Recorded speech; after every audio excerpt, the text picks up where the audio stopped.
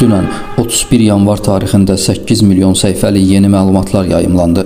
Minlərlə uşağın parçalanması, üzərlərində aparılan təcrübələr, zorlama görüntüləri və siluetləri, qlobal uşaq alveri, uşaqlara qarşı müxtəlif işgəncələr və daha nələr. Bunların icraçıları isə bugün dünyada beynəlxalq hüquq, insan haqları və bir çox dəyərlərin müdafiəçisi kimi çıxış edən ölkə liderlərindən tutmuş, texnologiya nəhənglərinə qədər göz önündə olan kapital sahibləridir. Hələ qarşımızda açıqlanacaq milyonlarla dosya var. Nələri görəcəyimiz çox aydındır.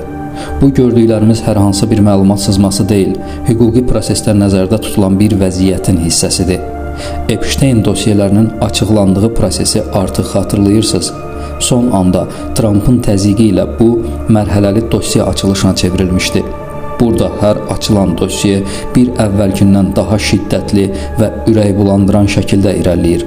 Bu isə o deməkdir ki, daha çox iyrəncliklər görəcəyik. İndi isə işin şou tərəfini kənara qoyub prosesi anlayaq.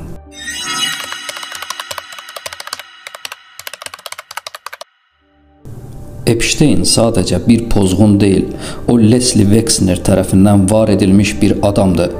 Heç vaxt izah edilə bilməyən uğursuz bir adama, yəni Epsteinə bütün sərvətini bir anda əmanət edən və sonra onu bugünkü qlobal şantaj və cinayət dünyasının hakimi mövqeyinə gətirən adamdır.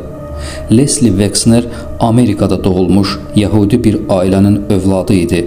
Orta təbəqəli bir ailədən gəlsə də, istehlak sektorundakı işləri və sonda Victoria's Secret'i satın alması ilə yüksəlişə keçdi. Victoria's Secret o dövrdə kiçik bir şirkət idi. Wexner onu qadın alt paltarı bazarında lüks bir mövqeyə gətirdi. Beləliklə, 90-cı illərə gələndə Wexner Ohio'nun ən zəngin adamı idi. Təbii ki, burada klassik bir kapitalist hərəkəti də görmüşdük. Wexner sadəcə zəngin deyildi. O, ABŞ siyasətinin ən mühüm donorlarından biri idi.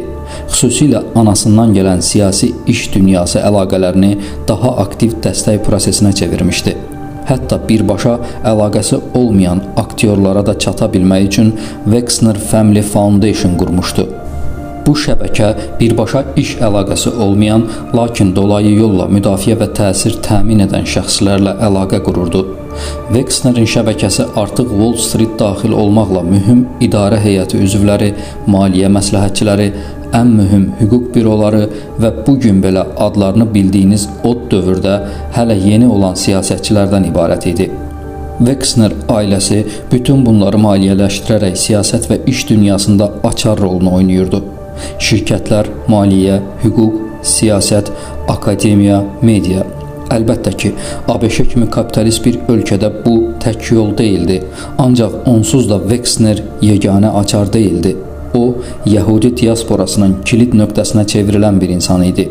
Bəli, Wexner ən böyük Yəhudi diasporası olan mega qrupun qurucusudur.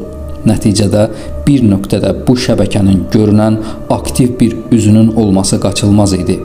İndi buranı daha yaxşı anlamaq üçün bir nöqtənin təkrarən üstündən keçməliyik. Epstein və Wexnerin yollarının kəsişməsi 1980-ci illərin sonlarına təsadüf edir. Wexner ABŞ-nin ən güclü pərakəndə satış patronlarından biri, milyarder və siyasi, akademik, sosial mühitlərdə nüfuzlu bir fiqur idi. Sərvəti və şəbəkəsi tamamilə yerində idi. Epstein isə tam mənasıyla heç kim idi. Bərbad və qısa bir Wall Street təcrübəsi, bir Stearns şirkətindən problemli ayrılış və maddi siyasi gücü olmayan bir insan. 1982-1985-ci illər ikilinin eyni mühitdə tanış olduğu dövr idi. Wexner zirvədəykən Epstein ilə tanış olur və onu iş dünyasına üstün bir zəka kimi təqdim edir. Bu uğursuzluqlar zəncirinə baxmayaraq, Epstein arxasına dövrün nəhəngi Wexnerin gücünü almış olur. Bundan sonrası isə daha maraqlıdır. 1991-ci ildə Wexner kimi yüksək kalibrli və zəki bir adam qurduğu imperiyanın bütün gücünü Epsteinə verən bir etibarnamə imzalayır. Artıq Epstein Wexnerin adından imzalar ata biləcək, pulunu idarə edəcək, onun adına daşınmaz əmlak alıb satacaq və borclana biləcəkdir. Bu öz-özlüyündə qeyri-real bir təslimiyyətdir. Bu, ilk baxışda belə bir fikir yarada bilər. Epstein bunu şantajla etmiş ola bilərmi? Ancaq irəliləyən prosesdə bunun şuurlu bir hərəkət olduğunu onsuz da anlayacaqsınız. Artıq Epstein hər şeyə sahib kimi görünsə də, əslində heç nəyi olmayan bir şəxs idi. O, artıq Yəhudi lobbisinin ən mühüm çətiri olan Mega qrupun qurucusunun kuklası idi. Və gördüyümüz kimi, burada qarşımıza yenə Mega qrup çıxır. Mega qrup əvvəllər Wexner və Bonfman tərəfindən qurulmuş Study Group adlanan bir struktur idi. Bir çox yazılarda bu struktur Yəhudi kimliyini gücləndirmək və xeyriyyəçilik etmək üçün toplanan təxminən 25-50 nəfərlik ultra milyarderlər klubu kimi görünə bilər. Ancaq kəşfiyyat qeydlərində bu struktura tək bir ad verilib: Kölgə kabineti. Kölgə kabineti az əvvəl qeyd etdiyim güc əlaqələrini quraraq ABŞ daxili siyasətini və xarici siyasətini dizayn edəcək nəhəng kapitalı təsir əməliyyatlarına çevirən bir struktur idi. Kölgə kabinetinin nüvə heyəti bu şəxslərdən ibarət idi: Leslie Wexner, logistika və əməliyyat sahəsi; Charles və Edgar Bonfman, qlobal diplomasiya və müdafiə qalxanı; Steven Spielberg, media və ictimai rəyin idarə edilməsi; Michael Steinhardt, maliyyə axını və ideoloji infrastruktur; Ronald Lauder, sosial prestij və Avropa əlaqələri; Max Fisher, nüvə komandada olmasa da üst ağıl və ən yüksək diplomatik şəxsiyyət idi. Bronfmanlar isə qrupun əsl ağırlıq mərkəzi idi. Onlar Siqram imperiyasının nümayəndələri idilər. Ataları Samuel Bronfman Rusiyadakı təzyiqlərdən qaçaraq Kanadaya köçmüşdü.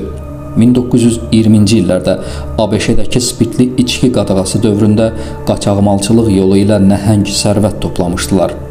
Max Fisher beynəlxalq münasibətlərdə ona Kingmaker, kral yaradan deyirlər. Nixondan Bush'a qədər bir çox ABŞ prezidentinin birbaşa məsləhətçisi olub. 1973-cü il Yom Kippur müharibəsində Nixonu hərbi yardıma razı salan şəxsdir.